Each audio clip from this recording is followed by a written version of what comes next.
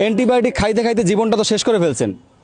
দেখেন, সরকারি ইউনানি ও Ayurvedic medical college হাসপাতাল, এইখানে সম্পূর্ণ একদম প্রাকৃতিক ঔষধ দিয়ে চিকিৎসা করা হয়। সরকারি হাসপাতাল, টাকা লাগে মাত্র 10 টাকা।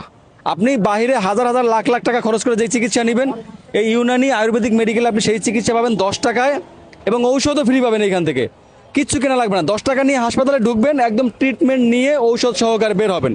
কিন্তু দেখেন পুরোটা ফাঁকা, মানুষ জানেই না যে এইখানে সরকার আপনাদেরকে চিকিৎসা দেওয়ার জন্য এত ভালো একটা হাসপাতাল করে রাখছে।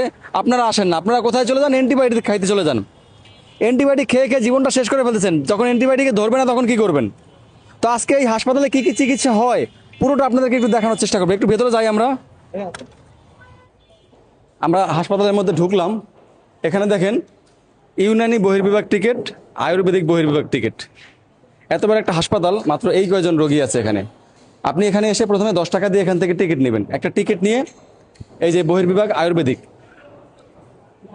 যদি আপনার জরুরি কোনো প্রয়োজন হয়, জরুরি বিভাগ আছে এখানে, এই জরুরি বিভাগ, এখানে ডক্টররা আছেন। আবাসিক চিকিৎসক আয়ুর্বেদিক, আয়ুর্বেদ বহির্বিভাগ, এখানে হচ্ছে ডক্টরদের রুম বেসিক্যালি। একটু একটু ভেতরে যাই।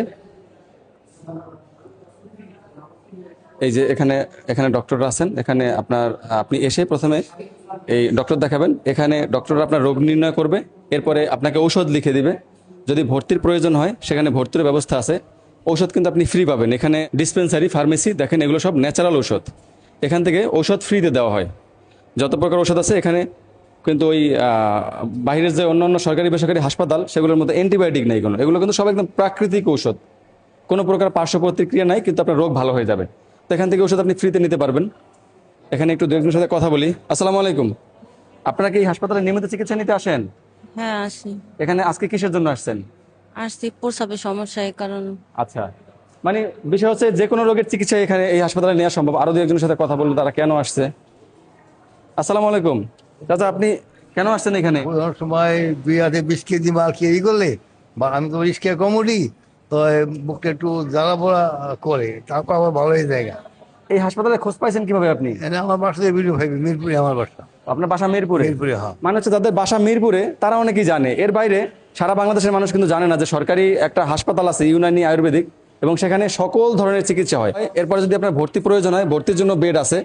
এই যে এই জায়গাটা হচ্ছে এই যে প্যাথোলজি এবং রেডিওলজি বিভাগ। এখান থেকে এটা কিন্তু এই যে রোগ নির্ণয়ের যে ব্যাপারটা, সেই যন্ত্রপাতি কিন্তু একই।